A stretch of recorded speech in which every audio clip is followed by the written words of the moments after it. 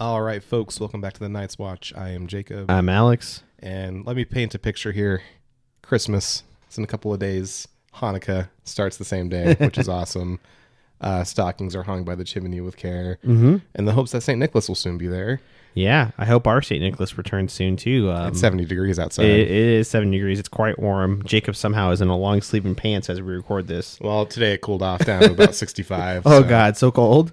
So frigid. Coming into, and we wanted to get one more off before Christmas, but coming into this team is doing a lot better than, I think any of us were really hoping. I know December's a good month for us, but we're playing good games especially after the Edmonton game was. It's like it's a stinker. We came back. We kind of fought some things. We let it go, but I know we were pretty upset the last time we recorded with that game, and I'm not going to sit here and try to be one of those guys that dresses up their 6-3 loss. But really, in retrospect, with some distance, played pretty well that game. We didn't just get run over. No, Edmonton was on a heater too, and they were scoring a lot. I mean, then they turned around and got into a fucking barn burner with Florida. They had a slow start, but they're back to their old ways. Yeah, and then they barely beat San Jose the other day. Did you see that? They lost. They won in overtime, and Askarov had a crazy ass game. It looks even worse for Nashville. But no, we've had only 2 games right since we reported last. It was Vancouver and Seattle. Before we get into the minutia of those games, I will say I think if we're using Christmas as like a in Minnesota point. We recorded we recorded before the Minnesota game as a Christmas as a check-in point. I really have to say I can't say, I don't want to say I'm shocked, but part of me is still just shocked that after all the pieces that we lost, everything that happened in the offseason, I agree with you. We're fucking first in the division, and then we're second in the league right now. We're only behind Washington. We're like 2 points away. And all the underlying metrics, the defense is starting to get, starting to clean things up. Hannafin has looked really fucking good the last few games. Yeah, that's one thing I really noticed this last month. Basically, since that big November road trip. Yeah, where he about the Toronto game. I feel like that was kind of like the bottom. That was when the team really bottomed out, and I think everyone kind of looked around and said, this ain't us. We have to clean shit up. Yeah. And then December, they just fucking steamrolled through the month pretty much. Yeah. Of course, we lost a few, but a couple, a few, and then I think we only lost 1 or 2 games this month, and one of them was the Edmonton game, and the other one was I think Seattle. Yeah. In overtime, in Seattle. No, was it even that? It may have been that one because we're 8-2 in our last 10. Exactly. So we're doing great. I mean, obviously, not having any news on Barbashev and Waugh is a big deal. But if you can come in, beat Minnesota without Barbashev, because Barbashev left early, and still beat them, and Minnesota's on a downswing. They're going through some shit. But also Philip Gustafson's been injured, and he's been fucking crazy for them. And then we beat Vancouver pretty soundly, I would say. That was a very tight checking game. And to me, it was that and the Minnesota game. Oh, yeah. Those are the type It was kind of a return to form, I think, as far as that defensive hockey that you want to see out of this team. And then, because even though we've seen the offense be much better overall than we thought it would be, I still, in my heart of hearts, don't believe that we're an offense-first team. The way this team is built and the way they win is by playing sound defense and just by wearing teams down. Yes. Yeah. No, shift I agree. After shift, using that depth to just wear teams down until they collapse in the third period. Yeah. Look at the last 2 games. I mean, it's kind of evident of that, right? Where Vancouver scored early, and then the game went on. We started wearing them down, and they couldn't do anything. Last night was very evident of that. Seattle scores first. I don't know why we have to let in 1 goal to realize we need to look better, but then it was just progressively just where every time I didn't watch the full game. I watched the third period, but even the fourth line was just fucking dominating. The fourth line was just running straight through Seattle, and that was the fourth line of Tanner Laczynski, Cole Schwint, and Alexander Holtz. Yeah, when I didn't catch much of the game in real time because I was at a family Christmas party and it was on, but there's kids Chaos. and you're wrestling with your niece and your nephew and drinking some of that eggnog. So I did boot up Nighttime Plus and kind of scrub through the game this morning, and man, so I agree. If there's one flaw with this Vegas team right now is the fact that we've let in the first goal. About 55% of the time, I think. Danny Webster posted. Not a great way to start. But this kind of goes back to what I brought up earlier. The way this team wins isn't like, okay, we're just going to explode fucking for 4 goals in the first 2 periods. Hope to hold on. I mean, it's like an Edmonton thing. Like, they explode for a bunch of goals, and they almost, against us, they almost didn't hold on to it. I think against Florida, they scored a bunch, and then Florida came back. Well, it's because Florida's built the way that we are, where they wear teams down. It's wave. They come at you wave after wave after wave. First line, second line, third line, fourth line. It doesn't fucking matter because they are making it miserable to be out there. And to me, that's really what happened. All these games that we lose, we let the first goal in. The reason that we come back in those games is because, we're like, okay, our game plan's not going to change. We're not going to start cheating for offense and letting up odd man rushes, We're going to stick to our game plan. We're going to go out there, play the right way, play physical, wear them down. And then you hit the halfway point of the game, and then suddenly momentum starts to swing the other way, and suddenly goals are going in against them. And then the goalie feels better. I mean, Samsonov had a pretty solid game last night. He only let one in, and the one he let in was a power play goal, and there was traffic. It wasn't like a bad goal. I don't think. He let 2. It was 2, right? Oh, yeah, my bad. They're both power play goals, I think. They were. There was traffic on both. But I think I also saw a stat last night where we were the last team in the league to not allow more than 1 power play goal in a game. Oh, damn. And it happens to everybody. But no, like the last 3 games, it kind of Seattle game aside, because that game once we started scoring, we didn't stop. Yeah, well, I will say though. So last night's game, the game against Seattle. Yeah, you look at the scoreboard and like, oh yeah, we just stampeded through them. So the second period, there was no goal scored for either team. It was pretty even, yeah. And when I went back and I watched through, like, dude, it was they put on a fucking defensive clinic. Like, it was some of the most well executed hockey I've ever seen. Like, gave them fucking nothing, and then we were generating chances. Obviously, we didn't score again until the third period. Yeah. And that's what I mean when I say I'm like, holy shit, this team is finally starting to execute that game plan. Yeah. As made my favorite phrase of Cassidy's, they have been building their game, and now it's really starting to fire on all cylinders. It's got to be scary for the league, and we're not.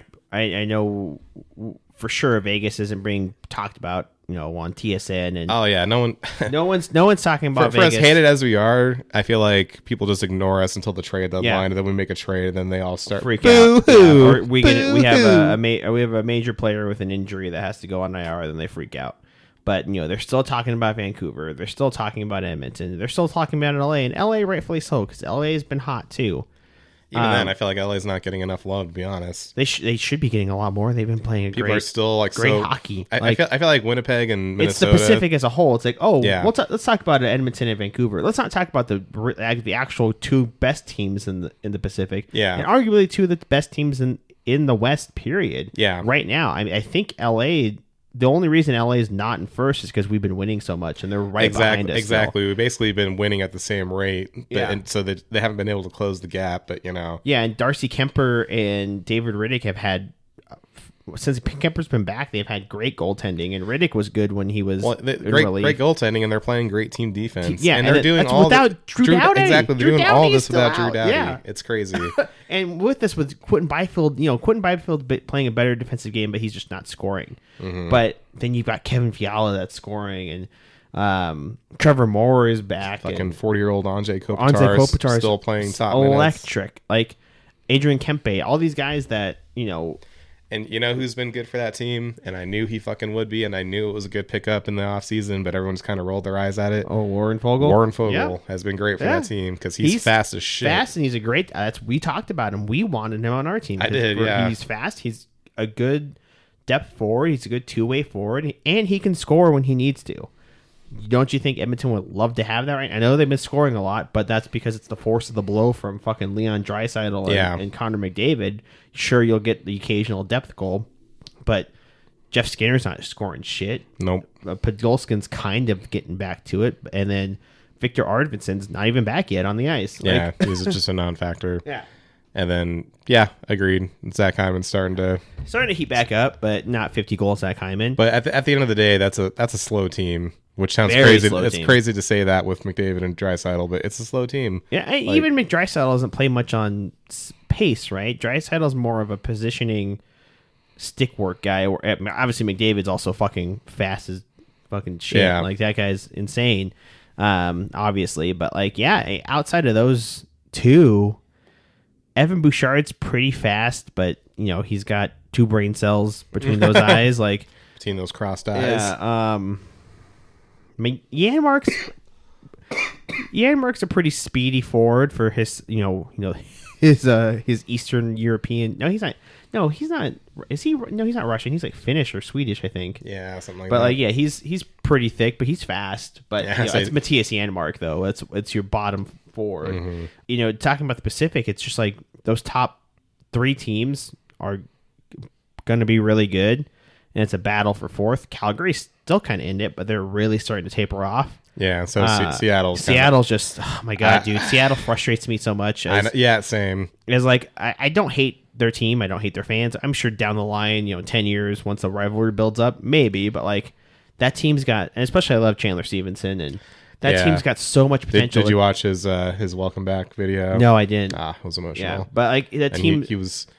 He wasn't as open about it as Thompson was, but you could tell he was tearing up. Oh yeah, bench, he played a massive role in that cup run. He was a massive part of our team for his entire contract. He was there. He was huge. Then Stone skated by and said something to him, and he laughed, and I was like, oh yeah. And then they were line mates for fucking 2 years. But yeah, Seattle just frustrates me so much. I'm sure you hear it from your dad because he's a Kraken fan. But it was really funny because at the party at my brother's house last night, the game started, and my brother goes, oh, hang on, let me go put on my gear. And he disappears, goes upstairs, and he comes back down, and he's wearing the fucking Kraken hoodie that my dad got him for Christmas. I was like, you fucker.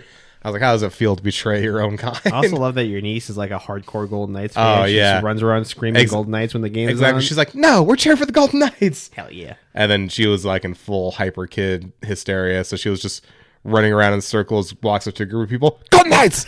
Fuck yeah, I love that shit. But and then my dad was texting us, and he's like, oh, here we go, blah blah blah. And then I will say, the first 5 minutes of that game, we looked like shit. We did not start on time. Yeah, they got that first goal. Yeah, I wasn't watching the first 2 periods. I was at the Enchant thing here in town. Mm-hmm. But I got out of the car because our entry time was 7:30. But I got out of the car and I see the messages from you and from the hockey fantasy group chat. I'm like, son of a bitch. Yeah. Of course. A fucking course. The one game I don't start watching, we're fucking losing already. Mm-hmm. And Jacob's like, we look terrible. And then literally fucking 10 minutes later, oh, never mind. Just kidding. We just scored 3 goals. Yeah. But yeah, so my brother was talking so much shit. And I know he was just trying to wind people up. Yeah, totally. He was like, what can I say? My heart's in Seattle. And I was like, well, same. I was like, same, but not from a sports point of view. No. My goal is to move to Seattle and wear Vegas Golden Knights gear everywhere. Day. Yeah. People want to say something, then oh well. Game, yeah. So he was just like, oh geez. He's like, oh, wow. He's like, wow, we're already up. It's only been 3 minutes. Blah blah blah. And I was like, shut the fuck up. And then when we started scoring, I was like, oh, another goal. This time, Keegan Kolesar. Oh my gosh. But on Seattle real quick. I know you and I both picked them to be a top 4 team, right? In the Pacific, 3 or 4. I think we both had them right there. And this team has all the talent to do that. And it's just not clicking. I don't know if it's Blysma not clicking. I don't know if it's I just think it really... Eberle's also injured. You can see that's he's a huge loss. I mean, Jordan Eberle's a very good hockey player. And their captain. And I don't know when he's back. I think it's not for a while. That's a huge loss. But even then, you still have Chandler Stevenson and Matty Beniers and Shane Wright, and you just got Kaapo Kakko. Regardless of Kakko, this team should be better. A lot better. They should be better. Sure, should be better than Calgary. You know what it really is this is a team that is made up solely of complementary pieces. There's no superstar. Centerpiece, Yeah, like we have Jack Eichel and Mark Stone and Alex Pietrangelo, Shea Theodore. Yeah, and everybody in the Pacific has got that centerpiece. Even like LA, like it's right now. I know you wanted to be Quentin Byfield, but it's Anze Kopitar. Yeah, Anze Kopitar is fucking Showtime superstar. He's a superstar. I'm not as much as I hate the Kings. Anze Kopitar is one of the best players in the league for the last fucking 20 years. Yep. And then obviously we know what Edmonton's got. And Calgary's got like Huberdeau and Kadri. They've got big guys. Yeah, and they're obviously they're kind of down towards the bottom end of mid. Yeah, which is what you expect. But the point being, they have some superstars like. And then I look at Seattle. I'm just like they just really don't. I mean, yeah, like what the. Beniers should be a superstar. He's just not taking the next step. Yeah, and I fucking love Chandler Stevenson, but he's not going to be the guy that drives your team.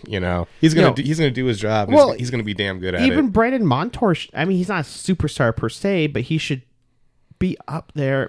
To me, those are the biggest assets they have are Montour and Vince Dunn. That defense should be playing better than what they are. But even then, those are two offensive guys. Yeah, Adam Larson's been good defensively. It's just I don't think it's anybody's been bad defensively. It's just they don't score.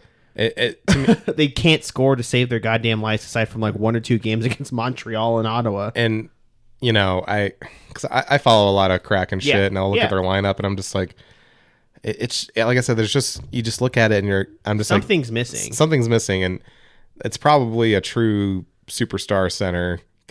And I know they were hoping Matty Beniers would be that. Frankly, I hope Shane Wright turns into that. Exactly. Matty Beniers is probably just gonna be a top 6 guy at this point. Exactly. He had that nice rookie year, but honestly, right now he looks like a high-end third-line center. Yeah. Or like a lower-end second-line center. I mean, honestly, Shane Wright's been producing. Yeah. He's really turned it around. He should play up higher in the lineup at this point. You have nothing fucking to lose. But even then, it's like, who are their best swingers? Fucking Andre Burakovsky and Jaden Schwartz. Like, yeah, it's not good. It's not enough, Yeah, I honestly, I know it's too early, and I know it's a big thing is Mikko Rantanen's not signed. There's going to be, if Colorado doesn't get him signed by the trade deadline, there's going to be a lot of goddamn suitors out there. Oh, yeah. Seattle should go for it, man. There's going to be a lot of teams with a lot of money that are going to want to sign that guy if Colorado can't make a deal. And the bad part is Colorado is in a really tight fucking place to make a deal. Oh, yeah. Like they have no fucking money. And if they come to him and say, and isn't Cale Makar still like on a sweetheart deal? Yeah, exactly. Like, when he comes due, deal. When he comes due, he's like, "Yeah, I'm the best goddamn defenseman in the world. You better pay me." McKinnon's second. So obviously McKinnon's first big money deal. He took a deal to win them a cup, and then he said, "Pay me," and they said, "Okay," rightfully so, because Nathan McKinnon's probably the second best player in the world, easily. Best. And then you sure as shit know that Cale Makar is going to want. I mean, I can't imagine the market for Cale Makar. He's going to pay like $7 million and change right now. He's probably going to want 15. I mean, but I don't know when he's due. But with the cap going up, like I think that's easy. Yeah, I mean, 15 what he easy. Brings, like I know we got Theodore for a great fucking deal. Oh yeah, great deal. McCrimmon masterclass. Yeah, great deal. But you know what's funny, real quick?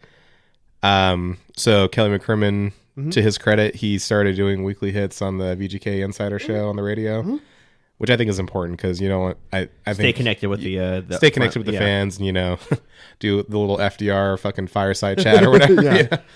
And every extension that we've signed this year, Howden, Kolesar, fucking we Theodore. Also that speaking of Kolesar, we didn't talk about that deal that happened after last episode. Did it? Oh my gosh, the deal is.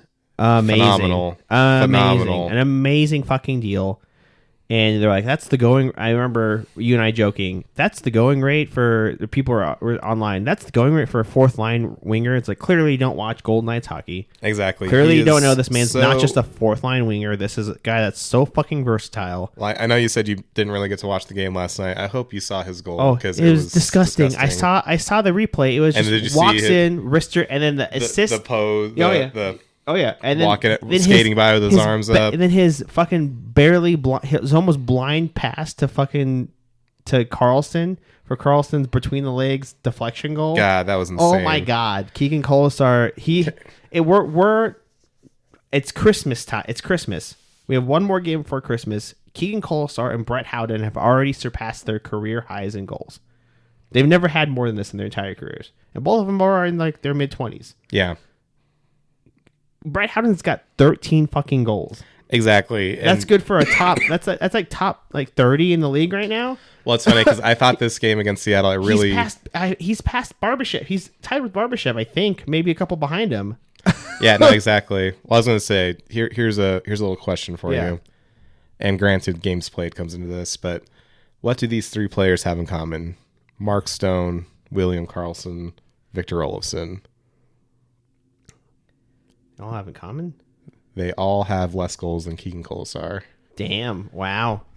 Yeah, wow. He's been tearing it up. And I think this game against Seattle it was a good game for making this point about Vegas, which is how they take players that have been forgotten about or cast aside or whatever, and they turn them into legit NHLers. I mean, we had who was visiting on his new team, Chandler Stevenson. Yeah. When Chandler Stevenson came to Vegas, he was a fucking fourth line energy guy. Not even like he was barely fourth line. He was like a plug. Like he was scratched for Washington for most of the time. And we turned him into a fucking second line center. Like, exactly. He went from being like, oh yeah, we'll just use your speed to to muck things up and get deep and like get the change in. Keep the puck behind the net while while the real players are resting on the bench. Yeah. And then he came to Vegas and he fucking was a legit fucking stud. He was our first line center for a deep playoff run, and then our second line center for the actual Stanley Cup run. Yeah.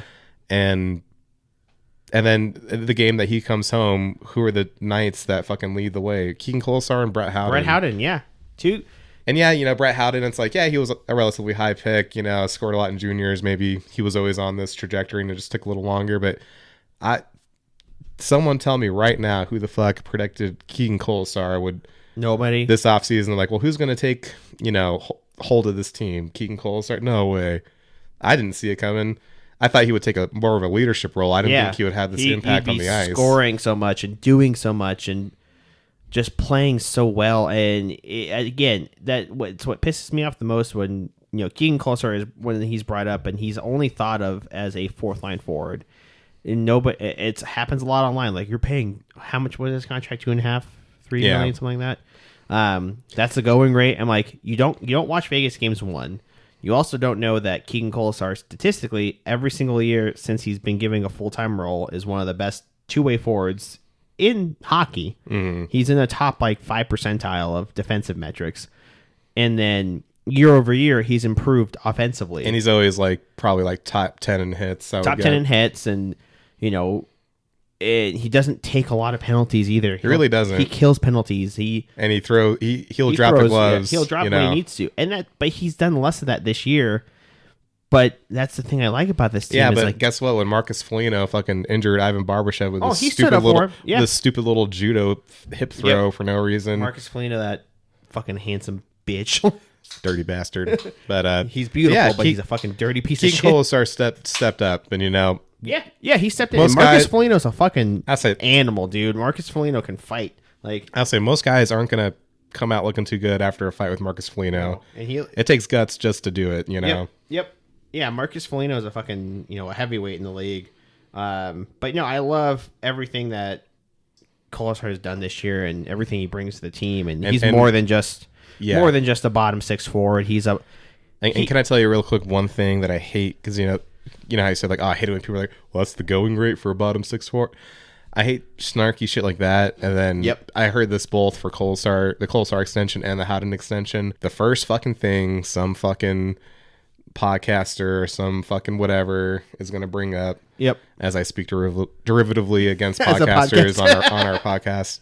Hey, but the first fucking we're not owned by a corporation, Jacob. We're free. Well, we're also not snarky. Yeah. Well, I mean, we can be, but depends on the team. We're also not fucking stupid. Exactly.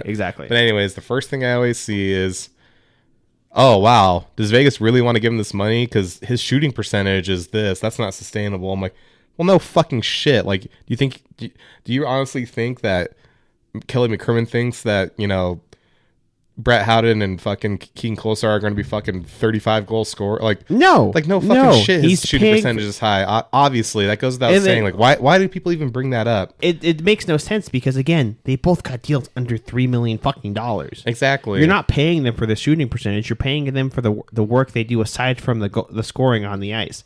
They're both extremely hardworking forwards. They're both defensively sound forwards too. They both kill penalties. And then they both can step up when you need them to step up. Yeah. Look what's going on right now. Waugh and Barbie are out. And Howden and Kolesar have stepped up extremely. We might have three guys that shouldn't score 30-plus goals score 30-plus goals. Yeah. Dorofiev, Barbashev, and Howden. Well, I'll use that as a segue. So some negative things going on right now. Bro, Dorofiev has really slowed down. I don't think he has a goal in 9 games or something. I had him on my fantasy hockey team. I dropped him today for Quentin Byfield because Quentin Byfield's been playing a little bit better. Mm-hmm. He's just not. And we saw it last night too. The lineups were changed going into the third, I believe, and I think Cashy dropped him down to either the third or the fourth line. Yeah, I think it was even before the third. I think it was because, like I said, we had a really bad start. Yep. I forgot where he ended up, but yeah, they bumped Brett Howden up to that first line. He looked great, and then Kolesar, Carlson, and Hurdle were together, and that line looked fucking disgusting. Yeah. And then the third line was even Pearson and I don't even know. Pearson somebody. It jiggles so much. I will say who had a good game. Tanner Pearson had a really good game. The goal that Noah Hannafin scored. That was all Tanner Pearson hounding the puck. Fucking he was at the end of his shift too. He should have been off the ice at that point. He was the forechecker to get everybody off to get a change in. He was hounding that team. It was like fucking 4 Seattle forwards. He was hounding down the ice. Got the puck out. Great pass. Gets to Stone. Stone makes a beautiful fucking pass to Noah Hannafin for a nasty goal. But it was all Pearson. And obviously you would love Dorofiev to score more, but he's young. Guys like that are going to go through droughts. Exactly, and you know what the real thing is that also he doesn't look completely lost. No, he's still generating. He's getting a lot of chances. Yeah, he still has a smart stick in his zone. He's still playing sound neutral zone play. He's just not lost out there. You know what I mean? He's exactly, and like I said, it's not like he's just not scoring. It's not to the point where he's like not even getting chances anymore. No, he's getting chances. They're just not going in. And I feel like it happens. Another to people. Another kind of sticking point for me has been like Hurdle just really doesn't seem capable of generating anything at 5v5. Hey, no matter where he plays. Yeah, I mean, I will say he's got good setup. Like I was gonna say same thing. That's why it's so difficult because they were playing together a lot until recently. But they're getting chances. I shouldn't say they're not generating anything. They're generating. They're just nothing's going in for them. Yeah, and I think eventually it will. It's just them being smarter together. But I really do think there is something with that Hurdle Kolesar deal because like they got put together with Waugh, right, when we had a couple injuries at one point. That was like our second, third line for and they were 2 or 3 weeks. playing pretty fucking good together. And there might be something with Hurdle and Kolesar where that's a third line or something. And Kolesar deserves it because he's just been so good. And I have no problem with Schwint on a line with like Pearson and Waugh, and but that brings me back to Holtz, and Holtz has not done. Here's much my of deal anything. with Holtz. Holtz has really grown into a player that Bruce Cassidy wants him to be. Yeah, you can trust him a little more. Yeah, like a Michael Amadio. Yeah. So he's not scoring. We know that he's not scoring. He's not scoring goals that he should be. He's gotten good shots in the Seattle game. He had a couple great shots on goal, went wide. Maybe Grubauer saved it. It was just kind of an unscreened shot, and it happens. But he does not look lost like he did in New Jersey. He's not throwing pizzas across the ice. He's not. Yeah. He's not just like not skating well. He's not. he's forechecking. He's getting into the corners. He's doing what you want him to do. He's making the plays like on the walls that you want. And that's why I think he'll stay in the lineup until said otherwise. It's just I like him. I like him that he changed his game, knowing that hey, if you don't make the top 6 out of camp, you're going to be in the bottom 6. Figure out what you're going to do.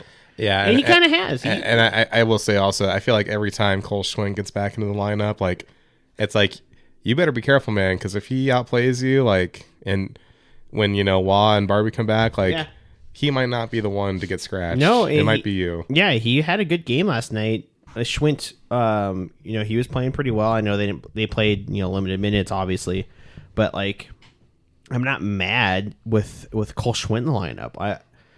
I mean, I really don't think there's anybody that I'm mad that's in the lineup, aside from injuries, right? Yeah. Like, I like Tanner Lachinsky. He's a good player, good depth forward, but you don't want him in your lineup every night, right? Mm-hmm. I'm not mad if we're at a point where Schwint is, not centering, but on the wing of a fourth line with Juan Pearson and Kolesar is playing with Hurdle and Olofsson or something. Like, we've got, this is, I think we said at the beginning of the year, this is the first time in a long time that we've got a shit ton of plug and play options. Yeah. And I think Cassidy's like, shit, let me fuck with this lineup every night and see what I can get out of it. Like, there's guys that are going to stay together all the time, like, Eichel and Stone. They're just going to be together. Yeah. That's a foregone conclusion. But Carlson's so, versatile, he can play with anybody. And Hurdle brings so much in, like, the size and the stick responsibility. I do want to emphasize, like, I feel like we're not getting as much offense out of Hurdle as we need to, but at the same time, like, he's in no way like a negative out there. Yeah, and this is like he's he's a big guy. These he's little tiny physical, minutia, like details that he plays the right of a way. team that's in the second place in the fucking league.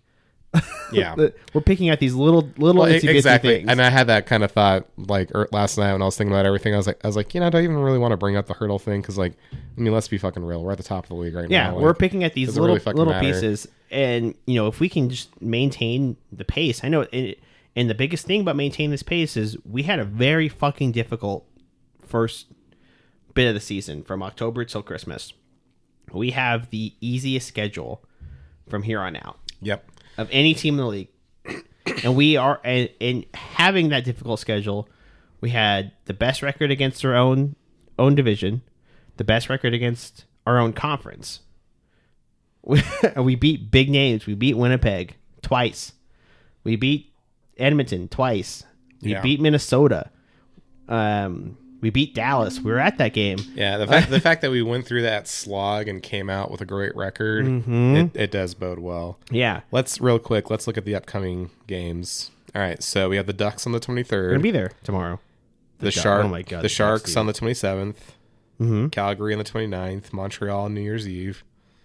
Looking at January, we got Philly. We got Buffalo. Jesus Christ, Buffalo might not win a game by then. I don't think they will. The Sharks again. Away, and then the Islanders, and then the Rangers. Oh my god, dude! And then Minnesota on January 12th is, I think, our first challenging opponent. So let's see. We got 1, 2, 3, 4, 5, 6, 7, 8, 9, 10. Of those 10 games, including the Minnesota one, only 2 of them are away games, and they're both one day trips to San Jose. Wow! And we have 8 home games. We have the best. We have the best home. Frankly, we're not real journalists, so I can say it. Shitty teams. Yeah, we are the best, not one of the best home team in the league. Mm-hmm. We only lost 1 game at home. I think it was that fucking nightmare against Utah. And we have a great record against San Jose, home and away. It's not even close. All those games are extremely winnable. Calgary might prove some difficulty. Even San Jose might put up a fight. I mean, they're a young team that's decent. Mm-hmm. But man, I mean, the rest of those teams like Buffalo, it's like it's a foregone. Buffalo's just so fucking bad. The Islanders are awful. The Rangers, dude, holy shit! Yeah, like we haven't had like a. I know we talked about Trouba a little bit in the last couple of weeks, but you and I haven't had like a true set down talk Yeah. about what the fuck is wrong with the New York Rangers. They were our pick. They were our pick. A little late to the party because I think every hockey podcast has dedicated at least 20 minutes an episode. I mean, we don't even dedicate that Rangers. much, but they were our pick, number one pick to win that division.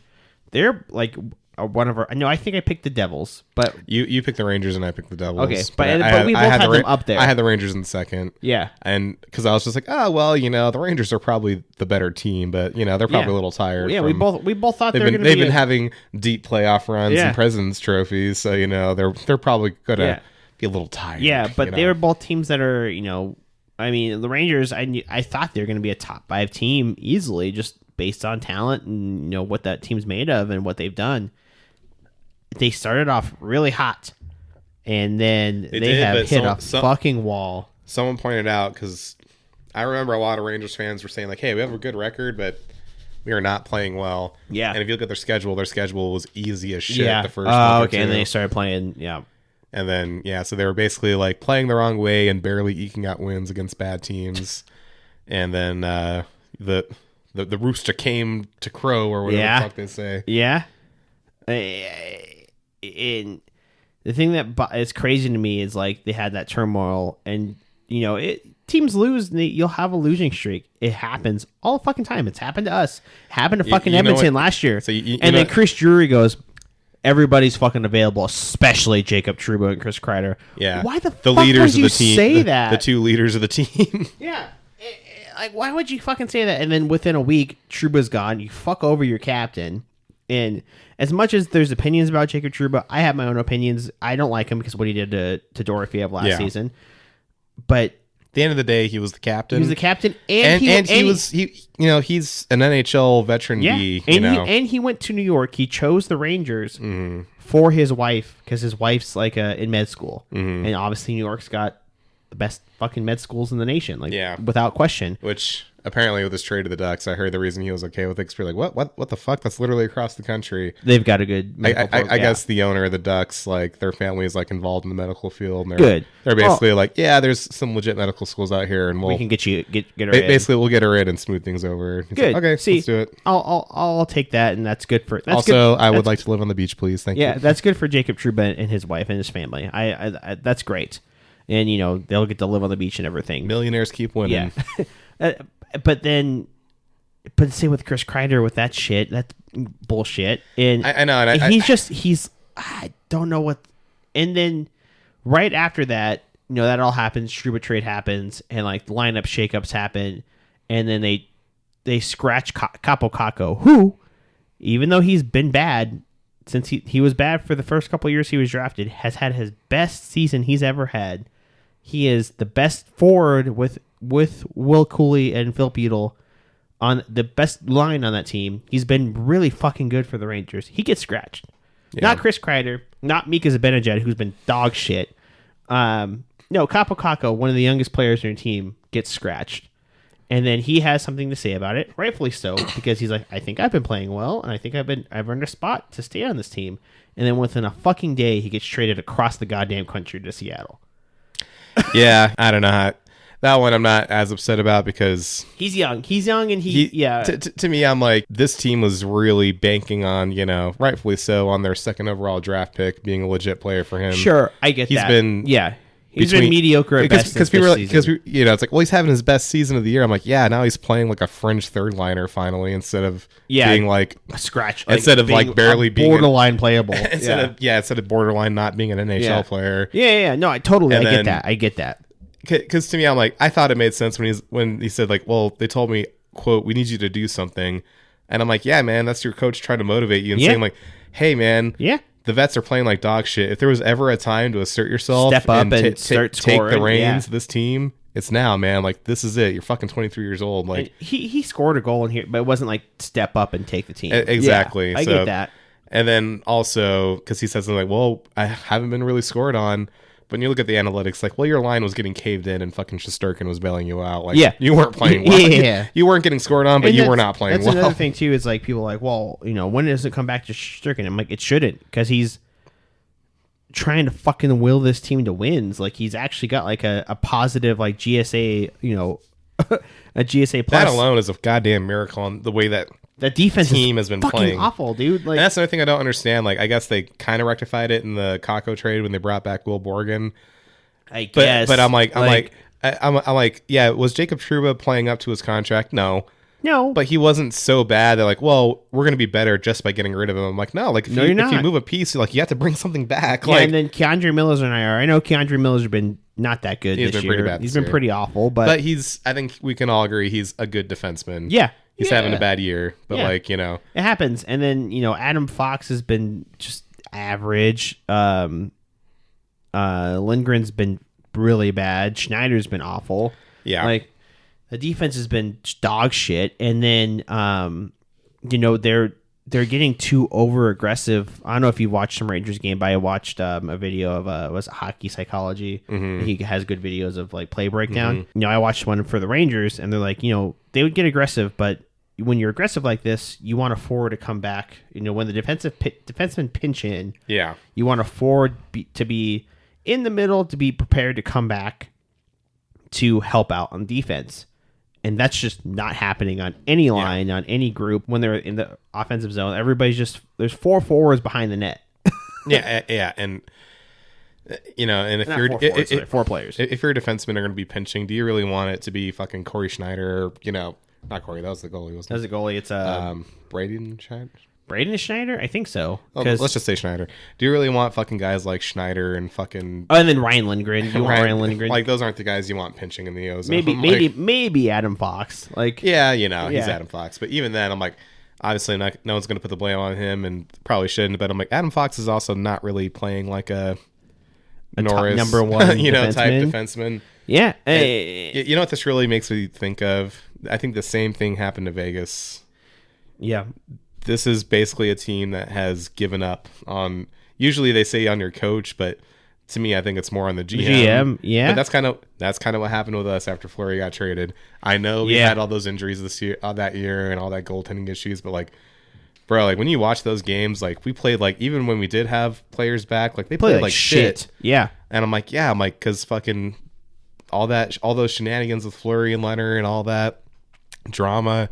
And fucking just chopping guys left and right, fucking Nate Schmidt, and we can all agree that it was probably for the best because we built the team that we have now. Yeah, but at the same time, time, it was, of course, it was fucking difficult for those guys. I mean, you're chopping the leaders of the room outside of Mark Stone. You're chopping Marc-Andre Fleury. They've been there since day one. Mm-hmm. Nate Schmidt was there. Your Paul number Stastny. one. Your guys that have been there since. Paul Stastny not so much, but he's a leader.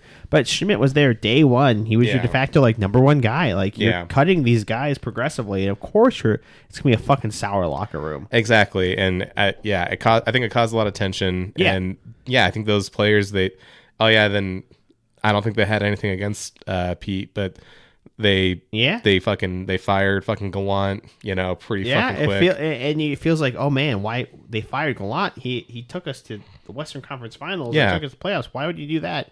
Because there was so many nights where you'd watch them play, and I'm just like, they're just not even trying. And then you bring in Pete, who was the head coach of arguably your biggest rival for years, and it's like, this is fucking awkward. Yeah.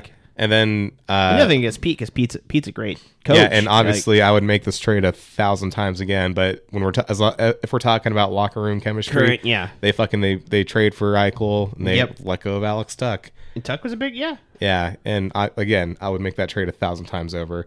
Yep. But from the locker room perspective, they're probably like, well, what the fuck, man? Like, yeah. Well, when are things going to settle down? Like, do you even want any of us here? Like, fucking you know what I mean? Like, what was the point of any of this? Yeah.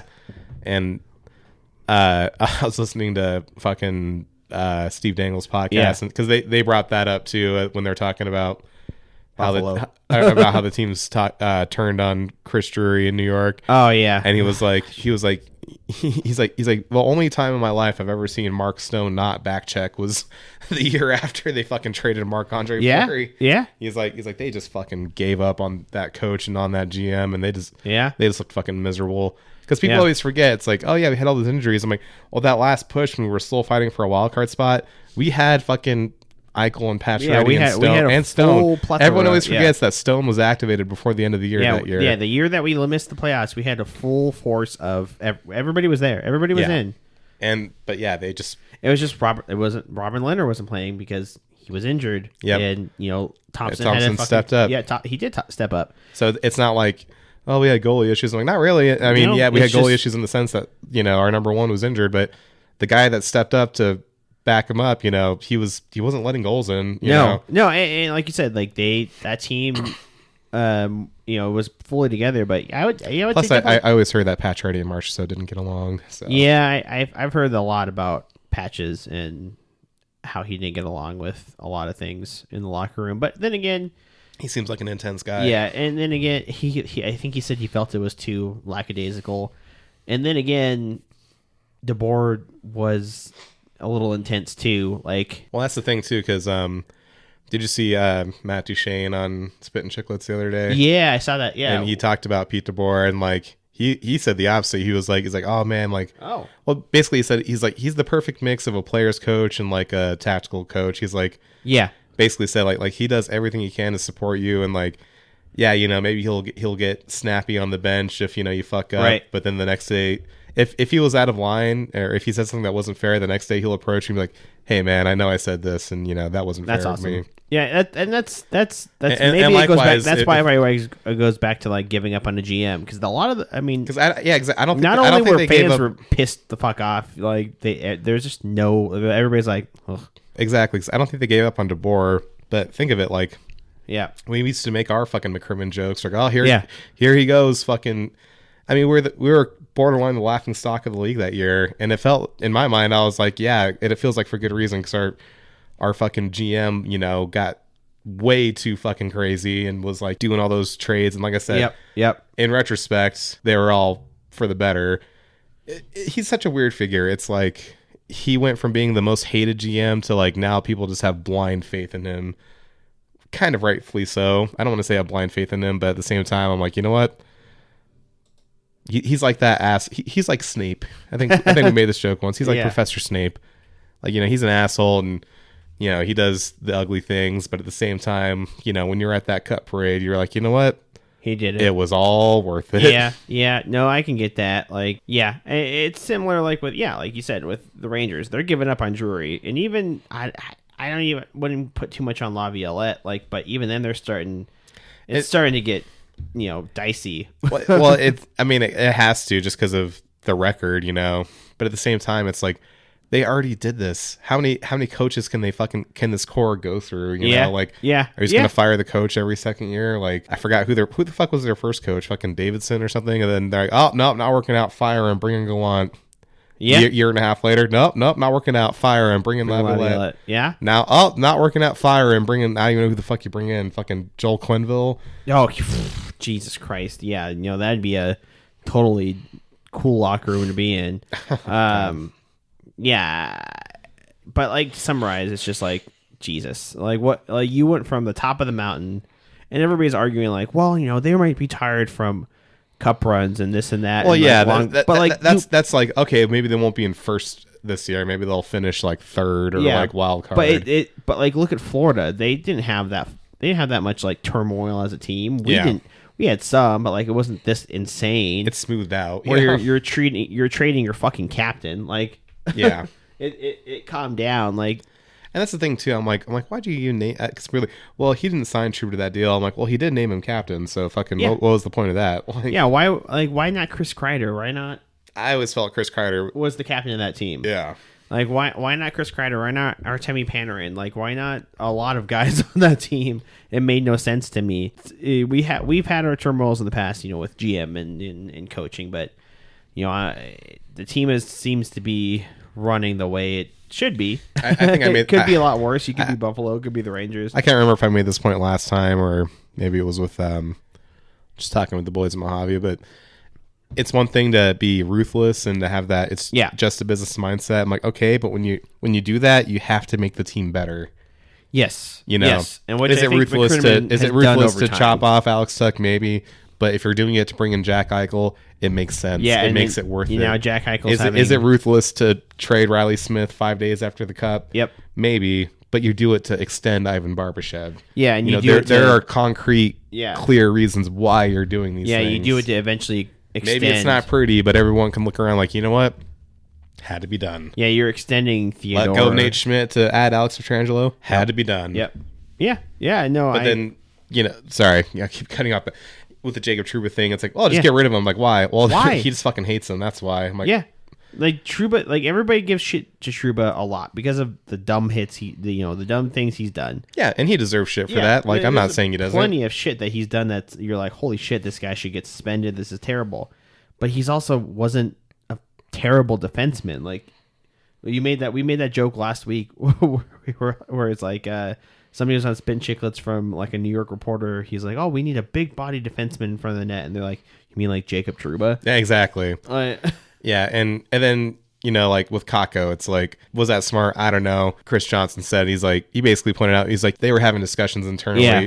They had already made up their mind to trade this guy like a long time ago. Yeah. Did his comments, like, is that why they traded him? He's like, no. He's like, did it maybe, like, push them to hurry the deal before the roster freeze? Probably. But at the same time, like, they had been having discussions on trading Kakko for a long time. Yeah. But at the same time, it's like, okay, so you trade Kakko, you bring in Will Borgen. Nothing wrong with Will Borgen. I think he's a solid, bottom defenseman. Yeah. But is that going to fill in the void, from Jacob Trouba? No. Maybe. No. I don't know. No. I know Trouba's been like on this downswing and, not doing great. He's also in his like mid-30s. Exactly. And again, you look at the locker room, like, is Will Borgen be like, hey guys, we need to come together? No, and we can go to another New York team. I mean, we're already at 50 minutes, but like also Buffalo, dude. Like, yeah. What much is to say it? We've talked about them 13 in a row. I can safely say I didn't think they'd be good. I thought they'd be bad. I didn't think they'd be this bad. Like, this is comical. I thought the days of the double-digit losing streaks at least were behind them. They are currently the worst team in the league. 338 winning percentage. Jesus. 26 wins. Let's look at Chicago. Worst team in the league. Chicago's got 353 points percentage. That's pretty fucking bad.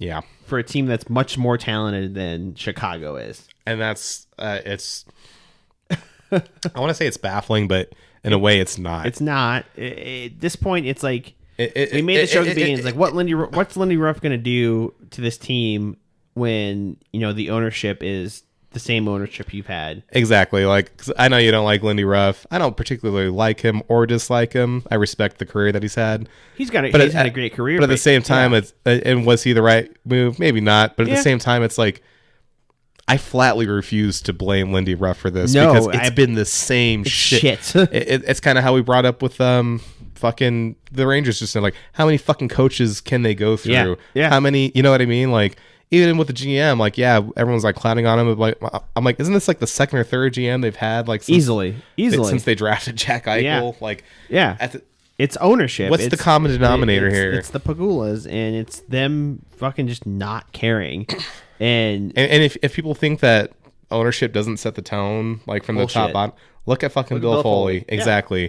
Everyone laughed in his face when he said, playoffs in 3, cup in 6. That's the standard. Yep. Well, guess what, motherfucker? Playoffs in 1, cup in 6. So yeah, exactly. Yeah. And god damn, the Pegulas can literally care fucking less about the Sabres.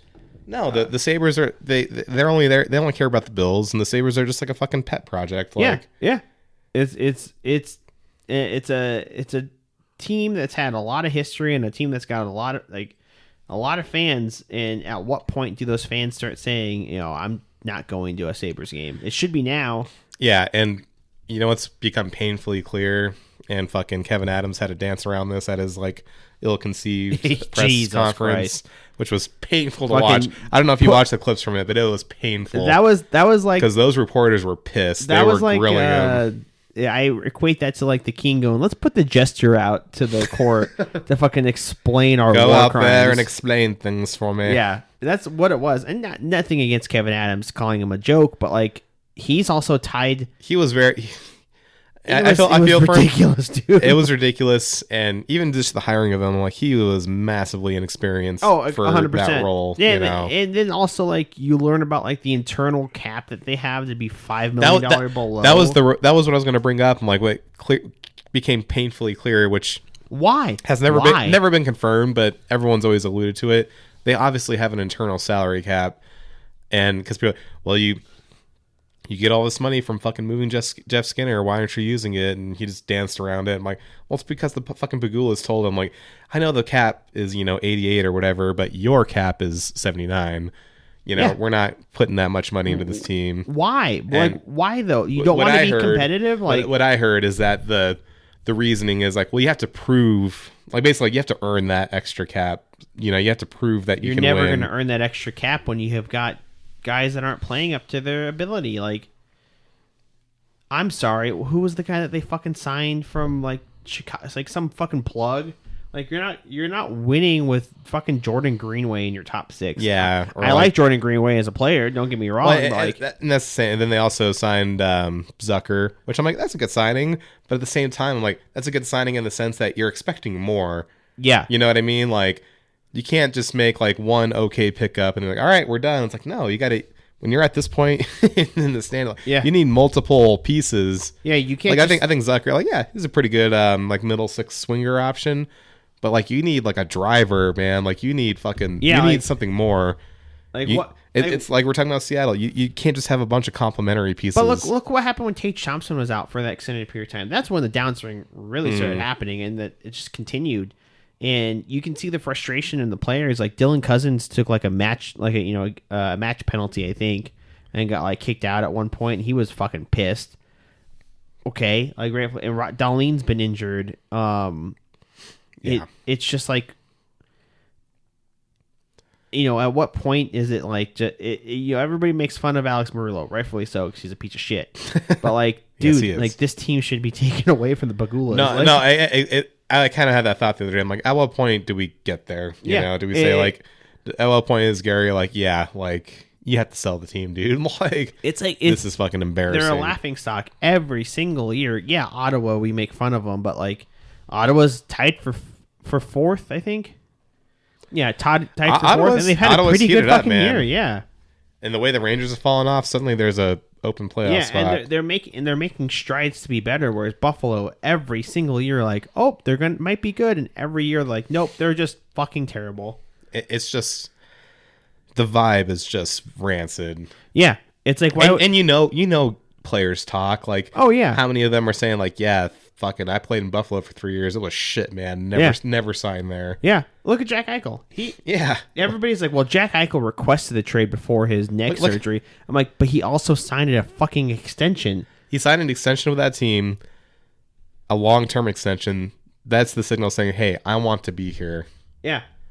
And be like, well, why did he change his mind? Like, well, he probably looked around and said, like, wow, this is miserable. This is a fucking joke. This is miserable. And did you ever watch that Face Off show on Amazon? Yeah. The episode with Eichel in it, a lot of the scenes were him basically fucking courting Hannafin and saying like, yeah, man, you should come to Vegas. They take care of you, and there's all these restaurants, and you never want for anything. You get shit for free. Like, everything you could possibly ever want, you'll be given. And that's either through the winters are incredibly mild. Yeah, that's either through management, or through the GMs, or that's through just the town going, here you go, have it. And Marshall had the same thing to say about like it's a great place to play. I loved it there. It's just, I couldn't agree with. Well, if you ask the average Vegas fan, apparently he shit talked Vegas on the way out. Yeah. Apparently he said nothing but nice things. Apparently he took a fat dump on the fucking stratosphere on his way out. Yeah. But no, he said great things about the town. Like, that's the thing. Like, people, and everybody's like, oh, people are really going to want to play in Vegas with a GM like that. Yeah, they do. They do. Look, Tomas Hurdle's like, I love it here. Yeah. And Howden and Kolesar have resigned. McNabb and it really is the fucking. And Hannafin played here for fucking like what? Opposite of fucking Buffalo. It really is. Hannafin played here for 2 months, and he's like, I'll sign a 7-year extension. Yeah, after months of reporting, like, he only wants to play for Tampa and nowhere else. And he immediately signed 2 months here, and he's like, just kidding, I'll sign a max length extension. All it is just Tampa without the humidity and some water nearby. You can drive. You can take go to the lake. You can take a go to the river. You can take Kelly or Bill Foley's fucking plane 30 minutes and go to fucking LA and go by the ocean. You'll be okay, Noah. Yeah. But yeah, putting it back into perspective of like what is talk shit about, the Golden Knights. It's just, everybody's just like, oh, well, they're ruthless. They're this, and this. I'm like, I'd rather be ruthless and take that moniker as a franchise than be a shit fucking franchise like Buffalo, who's just fucking below mediocre. And yeah, it's just, well, it's like I said, it really is the polar opposite in the sense that, yeah, there's a winning culture here and there are standards here. Yeah. And all these guys that come here and sign those extensions, they know that. Yeah, totally. But they're totally. fucking professional athletes and they're like, yeah, I want that. Yeah. Fucking, because that was basically what Marshall said. He's like, well, yeah, they can be ruthless, but luckily I'm not a bitch, so I can I can take it. Exactly. Like, yeah. And Eichel said the same thing on that. I don't even remember where, but he's alluded to it many times. He's like, well, yeah, I want that because I want a winning team and a winning. Yeah. We expect to win. Yeah. If we lose, it's a shock. Exactly. This team is here to win. Yeah. So, and that's the mindset that a lot of these teams are taking. Like with Toronto, Florida, Devils, Winnipeg, like these teams that are at the top. Yeah. The GM and the ownership's like, we expect, maybe Toronto because the ownership's a fucking corporation, but the GMs expect you to win. Like they want you to win. Yeah. Whereas like with Buffalo, it's just like, we hope we can win. We maybe think we can win. And then even at this point, Detroit too, I'm like, everybody jokes the downfall of these New York teams have really camouflaged how dog shit Detroit has been. Detroit's second to last right now. Yeah. It goes in the bottom. It's Buffalo, Columbus, not even Columbus, Buffalo, Chicago, San Jose, Anaheim, and then Detroit. Columbus has got a better record than them. Fucking Nashville's got, oh, never mind. Nashville's got 27 points. I take that back. Speaking of a team that's been dog shit. Well, hey, they've won a couple. Marcia says really heated up. Good for him. They're still, dude, they're still 10, 17, and 7. Oh, yeah, they're not going to make the playoffs. They're awful. But I'm just happy that, and it's funny that they have to rely on him to do this. Because, Marcia says, you don't want you don't want a scoring wiener to winger. You don't want a scoring wiener. You don't want a scoring winger to be, the one driving play.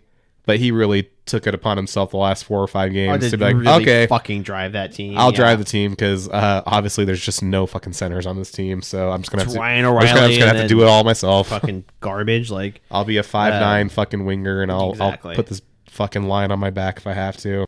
Actually, this is not a drill. Silver Knights won a fucking game. God damn! Hallelujah! 3-0 shutout to the Wranglers after losing 2 games, like losing a shit ton of games in a row. Frankly, if I knew how to do it, I would insert a sound effect of like. This is not a drill, ladies and gentlemen. The Silver Knights have won a hockey game. They are the worst team in the AHL. Oh, by a large margin. Wins. Yeah, but hey, I'll take it. I will say, little shout out to.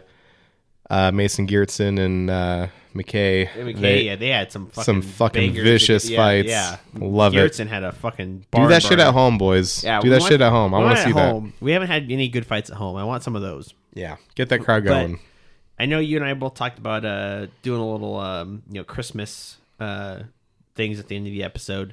The Christmas special. I want to do a quick few.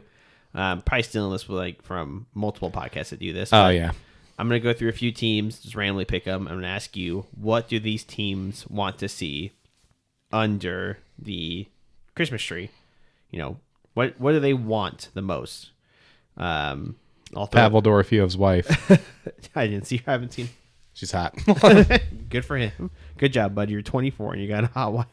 It's amazing the things that happen to you when you're a professional athlete. Good job, guys. I'll throw a first team. Boston. What would Boston want under the tree? 21-year-old Patrice Bergeron to be reborn like a phoenix. To be their de facto number 1 or 2 center. Yeah, man, I think I agree with you. It's the center depth with that team. And also, I think another big thing is defensemen that can skate. Yes, not just big, but big skate. And can skate. And then Jeremy Swayman's attitude to fucking go in the fucking garbage because that kid is fucking insufferable at this point. Yep. Yeah. I'll never forget, that little Amazon show. It's like, oh, dude, well, the first thing they told me was you're bad in the playoffs. Check. I'm like, well, yeah. You didn't win a cup, so great. You were very good in the fucking 1.5 rounds that you were in the playoffs. Good job.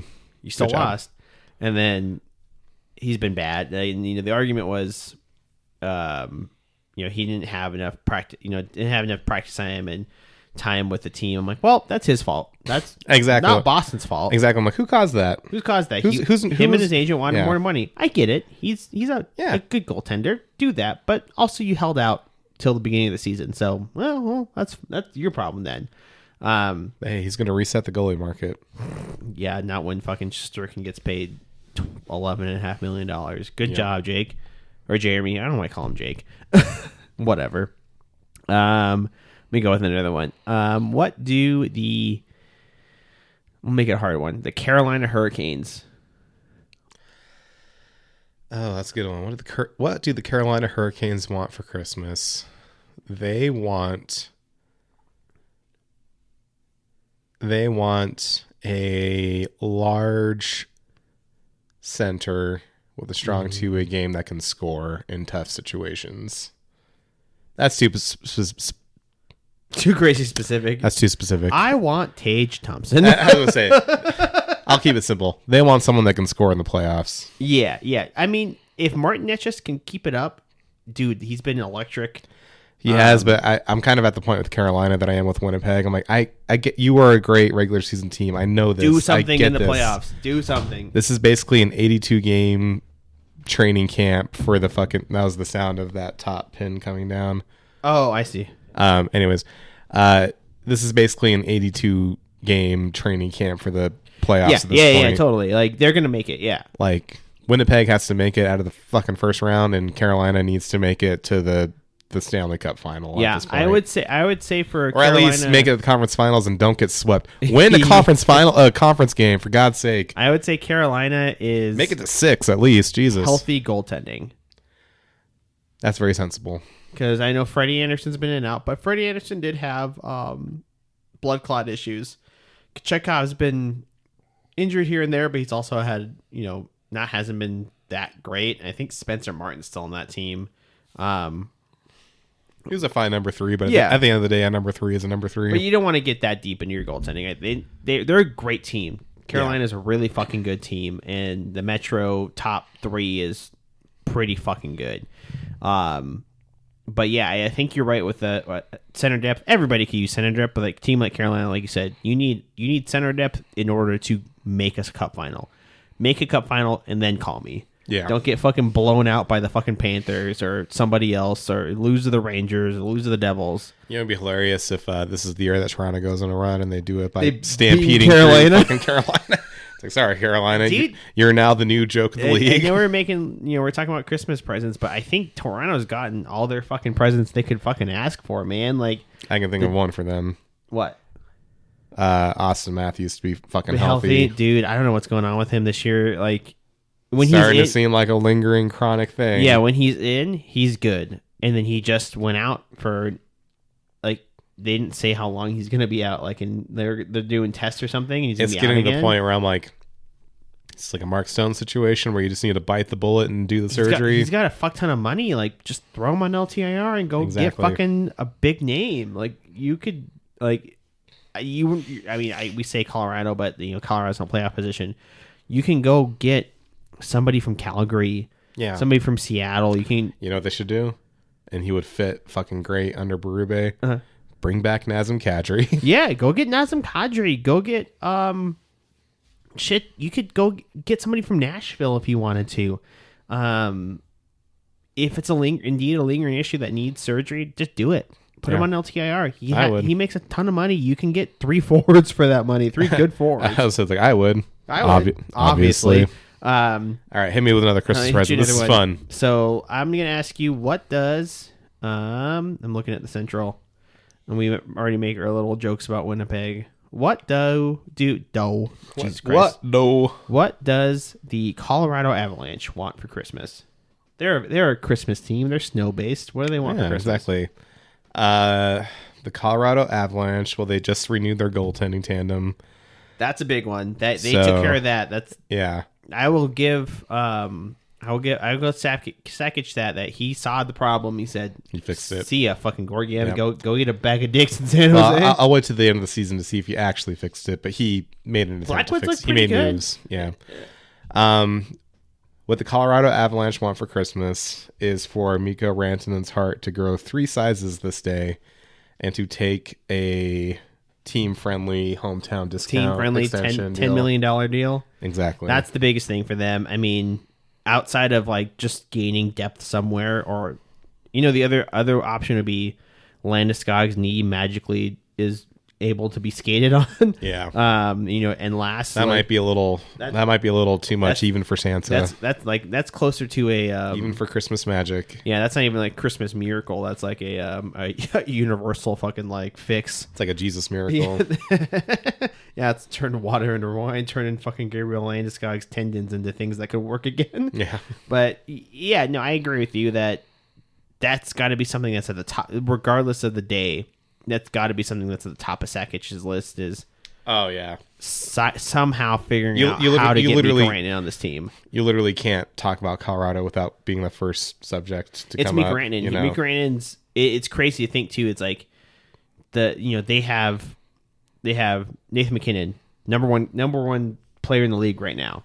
They have Cale Makar, number one defenseman in the league, and they have Mikko Rantanen. I would say the number one winger. Like they have 3 top guys at their position.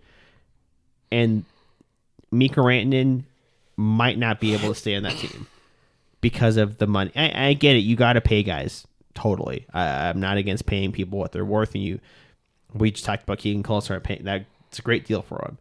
But you can only go so far with guys that are getting paid $12+ million. Yep. I agree with you. If I was Mikko Rantanen, I would tell them to go fuck yourself and give me. If Leon Draisaitl is a complimentary piece to Connor McDavid, and he's getting paid $14 million. You don't think Mikko Rantanen's gonna go? I want at least 13. Like, come on. Yeah. And I know McKinnon's getting paid like what 12 and change, 13 give or take, something like that. But you got to pay Rantanen, and I agree with you. And then one more, obviously, are the reason why we're here. What would the Vegas Golden Knights want for Christmas? I've been thinking about this, and to me, guys have stepped up. We're performing well, but I still think this is an incomplete team. I think what we really need is a scoring winger who can also play a reasonably defensive two-way game. Yep. Who is that? I don't know. But honestly, that could be. We could see your Alex Tuck reunion. I had that thought. I had the thought of either it's like, and you know what that could be? That could be a lot of guys. Nashville sending Marchessault back with a retained salary. Yeah, it could be Alex. Or Tuck. it could be Alex Tuck coming home. It could be somebody from Columbus. It could be shit like. It could be fucking Chris Kreider. Yeah. Honestly, like as a deadline, I don't know if he's due, but like as like a... I think he's got 1 or 2 years left. It's not too much. I could do that. And he's not getting paid a crazy amount of money either. Yeah. And like you said, I think I have the same thing. We have grid center depth. Our defense has been solid, and plus we've got and the whole fucking defensive core is like locked up. So. They're locked in, and everybody's got a deal. Nobody's gotten Haig. I would say maybe Haig figure out a deal with him because he's an RFA, but he is also an RFA. And even then, it's like he's not exactly. He's an RFA, and like, he's been pretty good. And obviously, he won a cup. Like, is he going to get a huge raise? He'll get a raise. He's earned a raise. Yeah, but he has. I don't think he's going to fucking be demanding the moon. I think the number one, like you said, is a top 6 scoring winger that can play either both the left and the right side. They can play both sides. Yeah. And there's a variety of them out there I think you can get and that aren't too expensive either. Like there's plenty of guys you can go after. No, I agree with that. And then, obviously I left, some teams off this list. Well, what does Buffalo want for Christmas? To quote the hockey guy, a fucking exorcism. shoot fucking the Pegulas into the sun. Yeah. And I know you wanted to play a quick little Christmas game. I had a Christmas game of my own, but this one's not related to hockey at all. It's Christmas time. So hopefully people can bear with us here. Relax. So another little Christmas game. This one I'm going to call, Is This a Christmas Movie? And then we're just going to look at some movies and you tell me if it is or if it isn't. Yeah. I myself am woefully behind on Christmas movies right now, both definitive and vaguely Christmas movies. All Harry Potter's Except for the second one. Oh, okay, sorry. I'm going to ask the questions, Alex. I'm going to ask the questions. Ask the questions. I'm sorry. I jumped the gun there. We're going to go down I got a list. I think I got a decent list. Okay. So the first one, this is the most discussed one, to the point where I'm tired of hearing about it, to be frank. Yes. Die Hard. Is Die Hard a Christmas movie? It's a Christmas movie. It takes place at Christmas. There's Christmas decorations. There's Christmas trees. motifs. Christmas motifs. I never really watched the Die Hard movies when I was a kid. We were always a Lethal Weapon family. Same. But I will say, Lethal Weapon. I will say, was it 2 or 3 that takes place at Christmas? I don't remember, but one of them does. Well, one of them, I'm like, that's definitely a Christmas movie. But no, Die Hard, 100% a Christmas movie. It's the office is decorated for Christmas. The plaza is decorated for Christmas. It's very visibly Christmas in fucking LA. Like, my friend at the office, she brought in a Die Hard Christmas advent calendar. Oh, hell yeah. I fucking love that. It's just the skyscraper, and it counts down 1 through 25, and it's Hans Gruber falling, and you just move him down, getting closer to the 25th. Hans Gruber, Alan Rickman, R.I.P. R.I.P. As awful as work has been, my only joy has been going in every morning and counting him down, turning on the Christmas tree, turning on all the lights, and then moving Hans Gruber one day down closer to the bottom of the shaft. Yep. Also, fun fact: Victoria's mom deeply in love with Alan Rickman. Valid, very valid. He's a handsome and also a very talented man. He's just classy. Yes, you know. Me too. R.I.P. Me too, Chief. Me too. R.I.P. Alan Rickman. Okay, number 2. Number 2. Now this one's kind of a deeper pick, but if you think about it, and if you've seen this movie, I think this is a valid question. Is it a Christmas movie? Catch Me If You Can, starring Tom Hanks and Leonardo DiCaprio. Yeah, a good chunk of that takes place at Christmas, huh? The whole shtick of this movie, for those who may have forgotten, Tom Hanks is chasing this young fraudster, young fraudster, and they always seem to meet up Christmas time. Yeah, like I think at least 3 of their 4 confrontations are during Christmas, and then Tom Hanks is like older man, and then Leo's the younger man, and there's kind of like a parental relationship that develops despite them being on opposite sides of the law. And it takes place in the 60s, so there's some like really like kitschy retro Christmas scenes. Yeah, like some shit that's cool.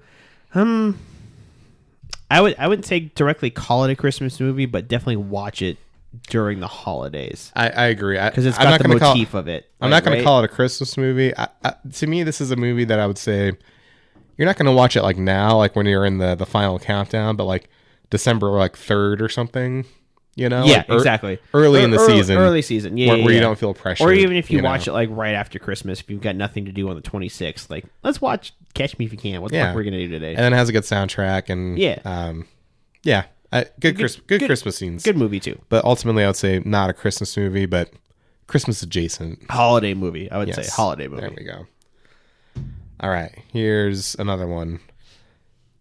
Edward Scissorhands. So this one, oh, you're right. A lot of it he's wrapping and opening the presents. It's like a main plot point, right? As I say, a lot of the movie doesn't feel Christmassy because it's like sunny California. Yeah. But then the climax takes place during Christmas. And then the dad's up on the roof and he's like, I saw 3 ships come sailing in. And then, the whole that song is so iconic. The ice sculpture dance. I would say similar to Catch Me If You Can. It's a holiday movie, but closer to Christmas than Catch Me If You Can. Agreed.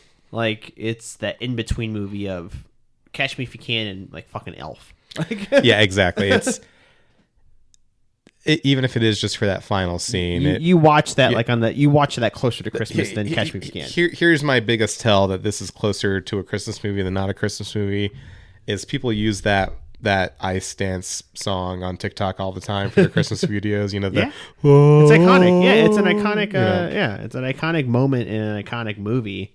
Winona Ryder and Johnny Depp dancing with the ice flakes coming down. I made that joke about Beetlejuice, and I was like, I wonder why I was in my teens into goth women. Like, I know, right? Plenty of reasons. That's one of them. One of them, major. All right, so here's a big one. Mm-hmm. Harry Potter. Oh, 100%. Yeah. I started that joke. Every single Harry Potter except for the Deathly Hallows Part 2 has a Christmas scene in it, and has a long Christmas scene in it. It's not like a quick 30-second. The first one, Sorcerer's Stone, or if you're in fucking England, Philosopher's Stone, go fuck yourself. It's We're very about sorcery up in here. It's very like a big build up because Harry Potter's never had a real Christmas because he lives in a fucking abusive household, and. Ron comes down and he's like, "Oh, happy Christmas, Harry!" And he's like, "Happy Christmas, Ron!" And he's like, "Oh, happy Christmas!" Because Harry doesn't understand, doesn't get it. And then I thought presents. Yeah, exactly. And every single movie's got a verifiable Christmas scene, and it also sets the mood in some Christmas parts of the winter scenes of Christmas. It does, and Molly Weasley, what a peach. She got Christmas presents for her friend, her son's friend. Molly Weasley is the mother. I mean, I love my mom, but Molly Weasley is actually, I'll give my mom this. She doesn't listen to podcasts, obviously. Molly Weasley is the Cindy Clinton of of the real world, because Molly Weasley is like, they're poor. Yeah, exactly. A lot of kids, a lot of Christmas shopping, and that woman got everybody. And she's like, "Oh, your friend, that doesn't, the weird kid that doesn't have a parents. family. I'm gonna get him a present too." Exactly, and that's awesome. And also, Molly Weasley, she doesn't. Not do it for me. Like, yeah.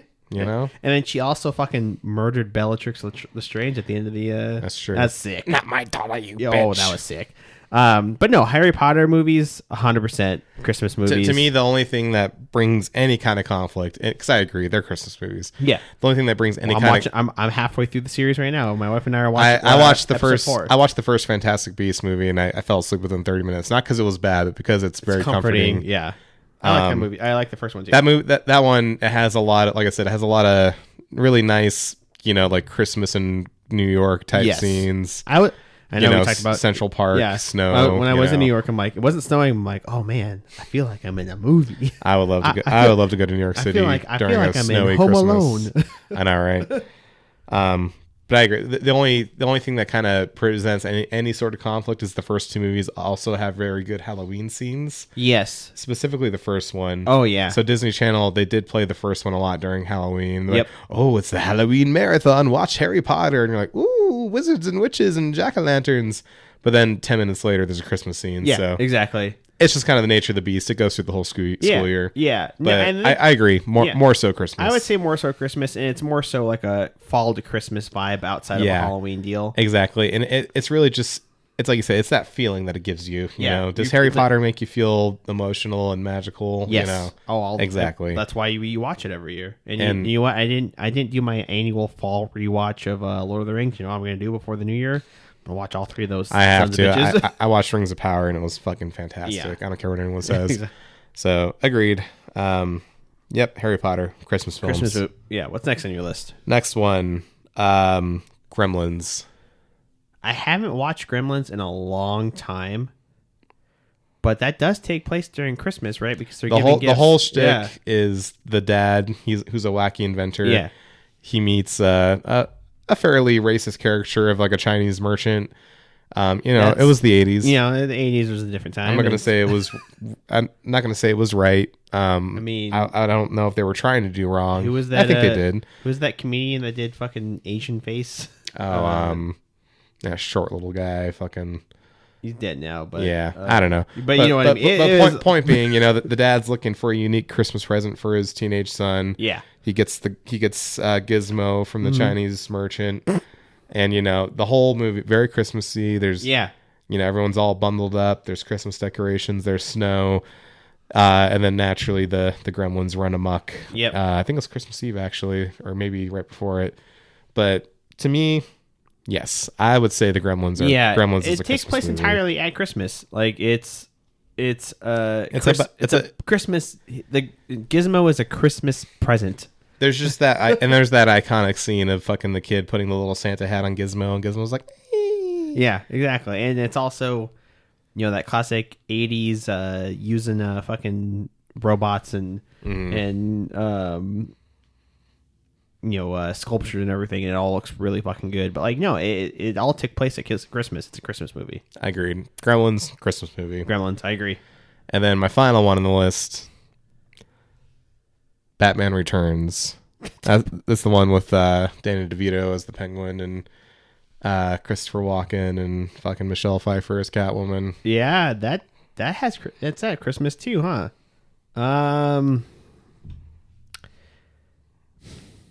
I put that less of a Christmas movie, but more of like, because you could throw that on at any time you want, but you also, I feel like Batman movies you probably throw on back into the year. Yeah, they are like agreed. Not the new ones, because I feel like The Dark Knight you can do anytime. Any time of year, and then like the Batman, which is like a generally dark and brooding film. But those old ones, they had obviously like themes to them and times to watch it. But I think that one you probably throw it on in the back end of the year, like the last 3 months of the year. Yeah, I think I'm going a little more towards a Christmas movie than you, just because again it takes place during Christmas. Mm-hmm. There's Tim Burton Christmas vibes in the background. There's snow. Yeah, not as much as Gremlins or Harry Potter for sure, but I think I'm leaning more towards Christmas than not Christmas. Yeah, it might be kind of like Catch Me If You Can, where I'm like, you're gonna watch this one early. You're gonna want to catch this like right after Thanksgiving. Because the prime real estate for Christmas movies is like like the 18th to the day. That's when you're watching like Christmas Vacation and Elf and shit. You know, but I would say I'll classify it as light Christmas. It's a light Christmas movie. Nice. I know we're off topic and we got into Christmas the last couple times, but it's the holidays. It is. Right before we finish off, I want to, since we're on the topic of Christmas and Christmas movies, I want to ask you your favorite Christmas movie of all time, period. Not even close. Christmas Vacation. Yeah, that was the one that my family grew up watching every year, and we related to it so much. Yep. And I will say, this is going to sound very hipster of me, but I feel like growing up, no one fucking watched that movie, and I would say that was my favorite Christmas movie. Like, what? That's not fucking Elf. That's not fucking. We watched a lot of Christmas Vacation too. Yeah. And I'm just like, because we're Hendertucky boys. Yeah. That was a very Hendertucky type movie. We watched a lot of Christmas Vacation. That's the second to me. My number one, it's going to sound extremely campy, but it's Jingle All the Way.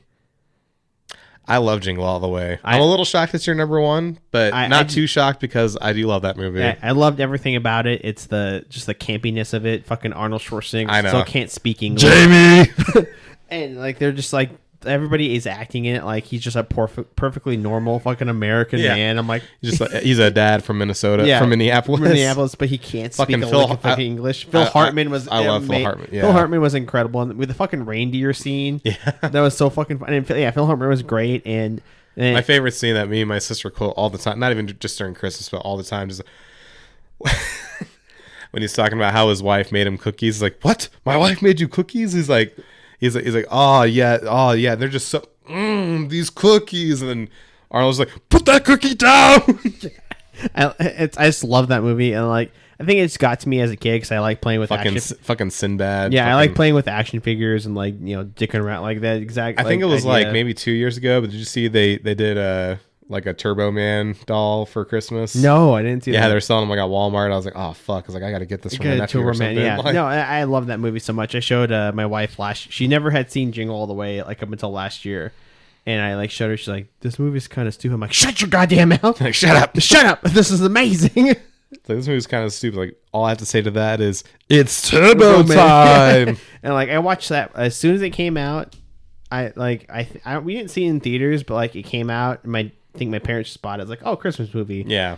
Dumb fucking 8-year-old Alex is gonna love this, and sure enough, fucking little dumb 8-year-old. I was gonna say it came out right at that time to just really perfect time. I'm sure all '90s kids must. I love that movie, and like you said, Christmas Vacation. Victoria loves that movie too. Something she grew up on too. Yeah, I feel like Christmas Vacation is just so funny, man, and like it's hilarious. There's so many gags and there's so many layers to the gags. There's an underlying story of him trying to get his bonus, but like all the things in between, it's just all nonsensical like sequiturs, but it's all fucking hilarious and it's all fun. Here's the thing, like there are some nonsensical sequiturs, but you could tell this is a movie that was like it's the script, you know. Yeah. My biggest gripe with like comedy in the last like 10-15 years is like they try too hard to improv. Like, we're just gonna get some funny people and just let them be funny and film it and see what happens. Dude, and it just leads to a lot of like talking in circles and like saying shit that's like outlandish and like mildly funny but not really. Like, and, we watched, it was on TV when we were in New Jersey, and I completely forgot about the sled scene. Yeah.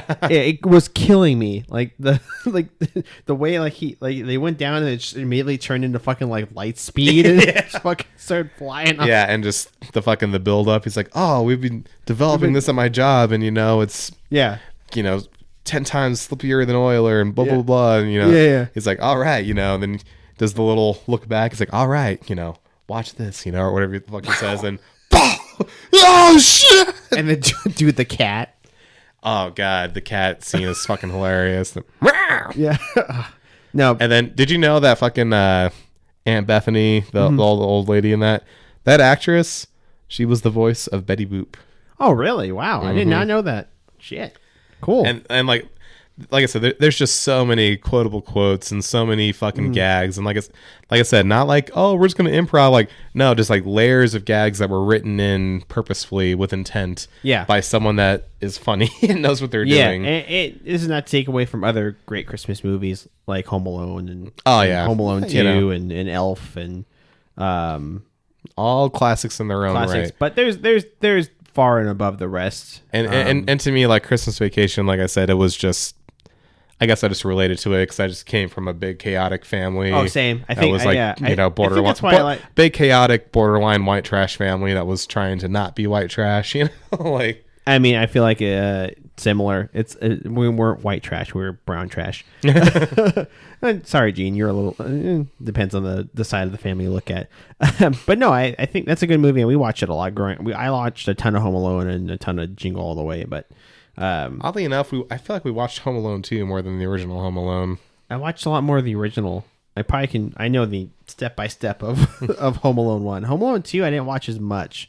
I think it's because, like, I don't know, maybe my parents thought I was going to think New York City was too cool. Maybe. I was going to say, it does have those heavy Christmas in New York vibes, But that all goes back to say is that I know we're talking about movies and everything. Our Christmas Vacation and our Jingle All the Way of hockey is currently the Vegas Golden Knights. Oh, yes. They are the second best. They say, in record, the number 2 team in the league. It's only because Washington's playing out of their goddamn minds. Yeah, I don't even know what to think of them, to be honest. We have 47 points. Oh, no. No, we passed them. We are second to Winnipeg. Oh, wow. Yeah, well, not to be a hater, but Winnipeg's fucking riding off that hot start. Yeah, we've beaten Winnipeg twice. So I would call us the best team in the league right now. I do not want to win the President's Trophy. Me neither. I really don't. I will gladly take second to third. But I do love the way this team is playing. We are going to get one more episode in before New Year's, right?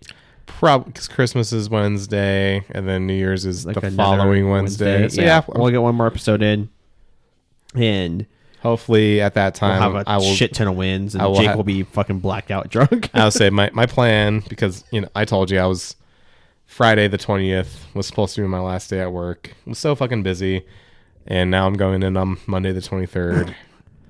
So that kind of threw a wrench in my plans. But the idea being that after Monday, I'm just, we're going to the Ducks game. A little worried. This is kind of the definition of a trap game. Trap game. It is. A team long home stretch at home right before dog Christmas. Shit. Like, it'll be fun either way. Here's my question to you. Should I wear the red retro jersey because I like to wear that during Christmas time because it's festive and it's red? Or should I wear my Winter Classic jersey because, obviously we have such a strong association with this time of year with that jersey? Winter Classic. I'll wear mine. Okay. Either way, I'm wearing my Santa hat. Yeah. And some and a Christmas light necklace. Yeah, Victoria. So are we. We got Christmas. No, I'll have Victoria wear her. I'll have my Stone. You have Marshy, right? Carlson. She's got Marshy. So let's see what she wants to do. But yeah, let's wear our Winter Classics, then it's gonna be fun. I think it's gonna be a fun game. It's gonna be a fun festive game. I think I would hope we would win. I'm definitely gonna get drunk. Oh yeah, I might not get blackout, but don't get blackout. But I'll be getting holly jolly. Yeah, throw a Ducks fan over No, Alex, it's Christmas. We're gonna be festive. I'm not gonna be belligerent. I'm gonna be festive. I'm gonna be holly jolly. I'm gonna be nice. I'm gonna have love for my fellow man. But you know what? Go Knights go! And we got a game tomorrow. Winnable game. If we don't win the game tomorrow, you'll hear from us next week. Yep. But until next time, happy holidays, Merry Christmas, Happy Hanukkah, whatever you celebrate, and stay gold. Agreed. All that and more. Stay safe, folks. Love your fellow man. Merry Christmas, Happy Hanukkah, Happy Kwanzaa. Stay gold.